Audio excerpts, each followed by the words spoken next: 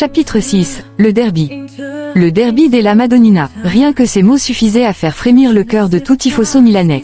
Marco se réveilla ce matin-là avec une boule dans le ventre. Le derby n'était jamais un match comme les autres. C'était une guerre d'émotions, un affrontement qui transcendait le terrain. Une bataille pour la suprématie de la ville, et une fois de plus, l'Inter et le Milan AC allaient s'affronter sous le regard bienveillant de la Madonnina qui surplombait la cathédrale. Marco n'avait presque pas dormi. Ses pensées avaient été accaparées par ce duel à venir.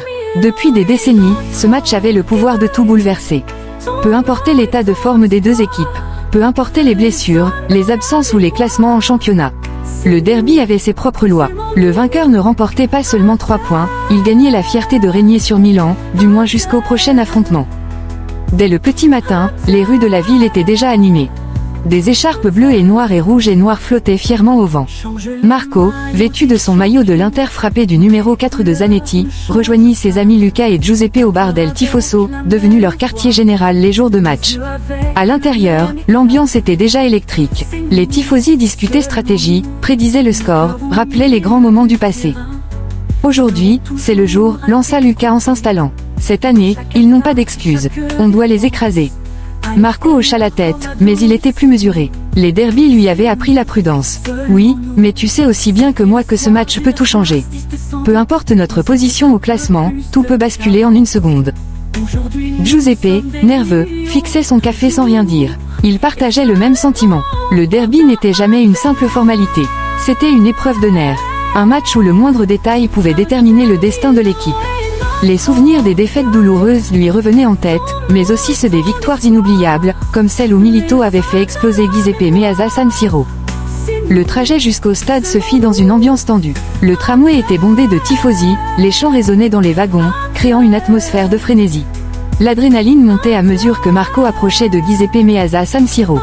L'architecture imposante du stade se dressait devant lui, et déjà, des milliers de supporters s'agglutinaient autour des portes d'entrée. Dans les tribunes, l'air était électrique. La Curva Nord se préparait à déployer un tifo géant, une tradition pour les grands matchs, et le rival, la Curva Sud, en face, faisait de même. Marco savait que ce duel dans les tribunes était aussi important que celui sur le terrain. Les tifosi donnaient tout pour prouver leur fidélité et leur amour pour leur équipe. Le coup d'envoi fut donné dans un vacarme assourdissant. Dès les premières minutes, le match fut à la hauteur des attentes. L'intensité, la passion, la violence des contacts. Chaque passe, chaque tacle était vécu comme une question de vie ou de mort. L'Inter attaquait avec conviction, mais le Milan AC résistait avec rage. L'atmosphère dans le stade était à couper au couteau. À la 25e minute, la première occasion nette pour l'Inter arriva. Lautaro Martinez, après une percée fulgurante, frappa du pied droit. Le ballon s'écrasa violemment sur la barre transversale. Marco se leva d'un bond, les poings serrés, le souffle coupé. Le rugissement de la Curva Nord résonna dans tout le stade. Ça va venir, hurla Luca, plein d'espoir. Mais le match resta tendu. Chaque action semblait un tournant potentiel. Les tifosi étaient sur les nerfs, debout, criant à chaque décision de l'arbitre, hurlant leur frustration ou leur enthousiasme à chaque opportunité. Puis, à la 55e minute, la tragédie frappa. Un contre éclair du Milan, une erreur de placement de la défense interiste, et Rafael Leao, l'attaquant adverse, se retrouva seul face au gardien.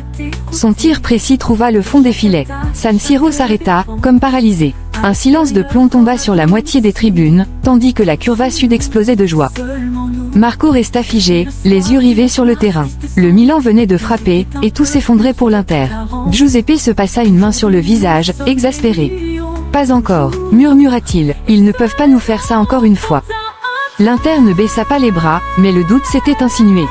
Chaque passe manquée, chaque duel perdu renforçait cette sensation que l'histoire se répétait.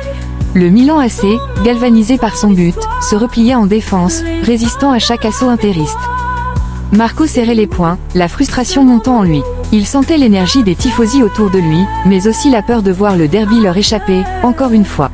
Le temps s'écoulait trop vite. Chaque minute qui passait rapprochait Milan de la victoire. À la 80e minute, une nouvelle opportunité s'offrit à l'Inter. Un corner bien placé, un coup de tête de Bastoni, mais le gardien Rossonero réalisa une parade miraculeuse. Marco cria de rage, imitant les milliers d'autres supporters autour de lui. Ce n'était pas possible, ce derby ne pouvait pas se terminer ainsi.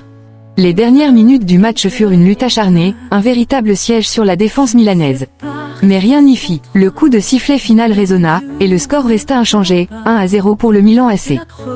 Marco s'effondra sur son siège, la tête entre les mains. Une fois de plus, la déception les avait frappés en plein cœur.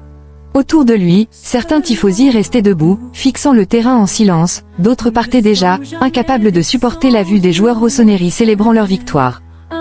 Giuseppe secoua la tête, dépité. C'est toujours pareil. Lucas, pourtant toujours optimiste, restait silencieux, les bras croisés. Même lui ne trouvait pas les mots pour consoler ses amis. En quittant le stade, Marco marchait en silence à travers les rues de Milan. La pluie commençait à tomber doucement, ajoutant à l'atmosphère pesante de la soirée. Les chants des tifosi rossoneri résonnaient encore au loin, mais Marco n'entendait plus rien. La douleur de la défaite le submergeait. Pourtant, au fond de lui, il savait qu'il reviendrait, comme toujours. Parce que c'est ce que signifiait être tifoso de l'Inter. Accepter la déception, mais ne jamais abandonner. Le derby était plus qu'un match. C'était un rituel, une épreuve qui mettait à nu les passions les plus profondes. Et même dans la défaite, Marco savait que l'amour pour l'Inter était indéfectible. Dans chaque attaque et chaque défense, à l'extérieur comme à domicile.